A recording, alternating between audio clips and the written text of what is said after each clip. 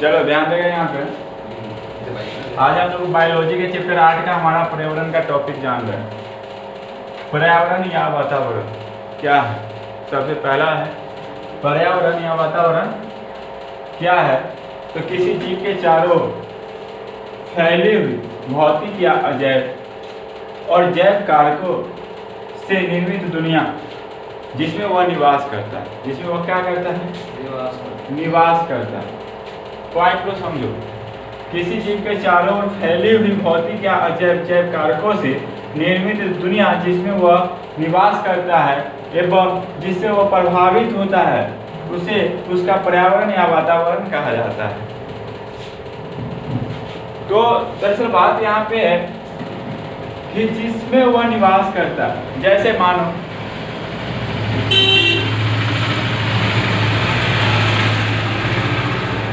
एक फुलवारी लिए, एक बगीचा लिए, ठीक है, एक बगीचा लिए, एक बगीचा लिए, इस बगीचा में फूलों की फुलवारी लगी हुई है और इसमें तितली भौरे ये सब घूम रहे हैं। तो यहाँ का इन्वायरमेंट कैसा है? यहाँ का वातावरण कैसा है? तो न तितली है न भौरा है, वो जीव है। वो क्या है? जीव है। यहाँ क्या कहा गया? किसी जीव के चारों ओर। तो मान लो कि भौरे के चारों ओर क्या क्या है?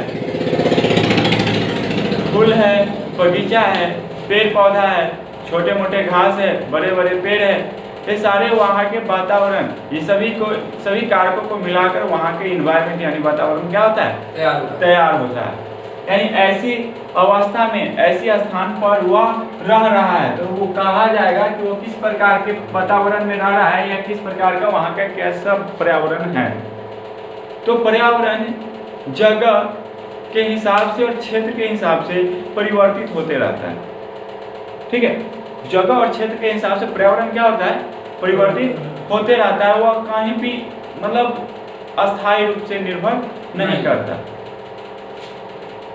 किसी व्यक्ति के घर का इन्वायरमेंट कुछ अलग होता है, दूसरे व्यक्ति के घर के इन्वायरमेंट कुछ अलग होता है। एक घर के अंदर का पर्यावरण एक अलग होता है, दूसरे घर के अंदर का पर्यावरण कुछ अलग देखने को मिलेगा।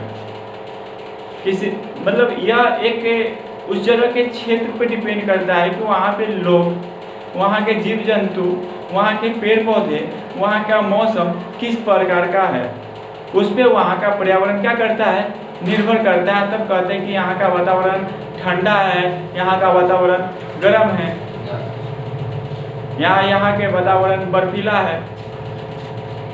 मौसम की हर एक स्थिति और वहाँ के रहने, खाने पीने और हमारी आवश्यकताओं के सभी व्यवस्थाओं के अनुरूप पे वहाँ के वातावरण क्या करता है? निर्भर करता है।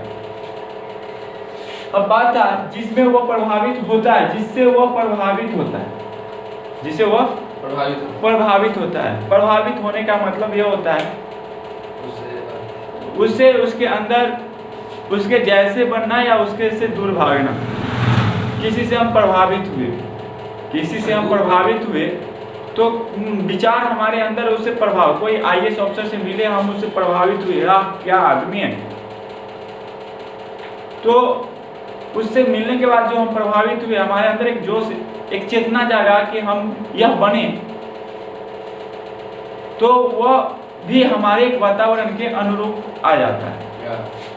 वह भी एक हमारे मतलब वातावरण के अनुरूप आ जाता है कि वहाँ का कुछ वातावरण ऐसा था जिससे हम प्रभावित हुए। कोई शादी ब्याह का फंक्शन पार्टी में जाते हो, वहाँ का वातावरण देखने को मिलता है, चारों साइड गाना बजाना, खुशहाली का माहौल रहता है।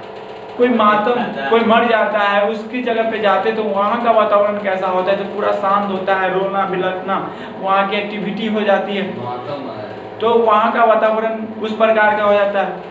तो वक्त, समय, परिस्थिति के अनुसार वातावरण में चेंजअप आते रहता है। और जीव के चारों ओर जो सिचुएशन है, वो सिचुएशन को हम उस समय का, उस जगह का वातावरण कहते हैं। वातावरण आप लोगों को अच्छी तरीके से समझ में भी आ गया होगा। चलो ध्यान देना। परिस्थिति तंत्र, ये जो परिस्थिति तंत्र है ये है क्या? तो दरअसल बात है कि किसी भी जगह के वातावरण को बनाने के लिए या बदलाने के लिए वहाँ आसपास के जो घटक होते हैं, वहाँ आसपास में जिस प्रकार का माहौल होता है, माहौल बनाने में जो जो जीव जंतु पदार्थ एलिमेंट्स गैस इत्यादियों का निर्माण होता है, मतलब अब निर्माण नहीं सॉरी और ज़रूरतें होती है, और जो जो इसमें अपना अपना भागीदारी जिस प्रकार के निभाता है वो सभी मिलकर एक साथ पारिस्थितिकी तंत्र कहलाता है। वो सभी मिलकर एक साथ क्या कहलाता है? पारिस्थितिकी तंत्र कहलाता है। यहाँ पे लिखा हुआ है, ध्यान से देखिएगा, जीव मंडल के विभिन्न घटक। जीव मंडल ये पृथ्वी पर जो जीवों का आवरण है जीव मंडल कहलाता है। यहाँ पे विभिन्न घटक तथा उसके बीच ऊर्जा का आदान प्रदान सभी एक साथ मिलकर पारिस्थितिकी तंत्र का क्या करती है? निर्माण करती है। जैसे मैं देख लो कि पारिस्थितिकी तंत्र में वन आ जाता है, समुद्र आ जाता है, झील आ जाता है, तालाब आ जाता है इत्यादि, ये सारी चीज इसमें इन्वॉल्व हो जाते हैं। पारिस्थितिकी तंत्र के एक समूह को अगर देखने की बात करें, पार्क देख लो, फुलवारी देख लो, पुस्तकालय देख लो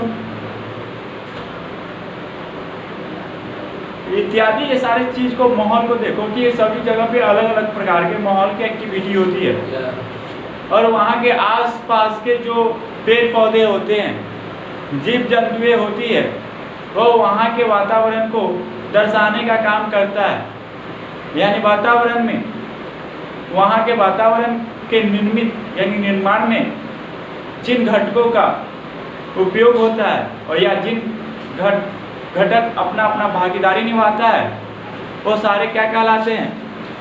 परिस्थिति तंत्र कहलाते हैं। वो सारे क्या कहलाते हैं? परिस्थिति तंत्र कहलाते हैं। सिंपली मैं फुलवारी की बात का, फुलवारी में फूल के पेड़ होते हैं, बड़े बड़े पेड़ पौधे होते हैं, वहाँ पे स्वच्छ हवा होती है, वहाँ पे तितलियाँ होती है, मधुमक्खियाँ होती है, मधुमक्खी के छत्ता वगैरह होते हैं, पेड़ पौधे पे पक्षियों का घोंसला होते हैं। ये सारा के सारा वहाँ का पर्यावरण वातावरण को क्या करता है? माहौल को दर्शाने का काम करता है। यह सभी के सभी पारिस्थितिकी तंत्र के अनुरूप आ जाते हैं। समझे? चलिए नोट कर लीजिए इसे। आगे देखिएगा, एक पारिस्थितिकी तंत्र के मुख्य दो अवयव होते हैं। दो अवयव होते हैं, एक अजैव अवयव होता है और दूसरा जैव अवयव होता है।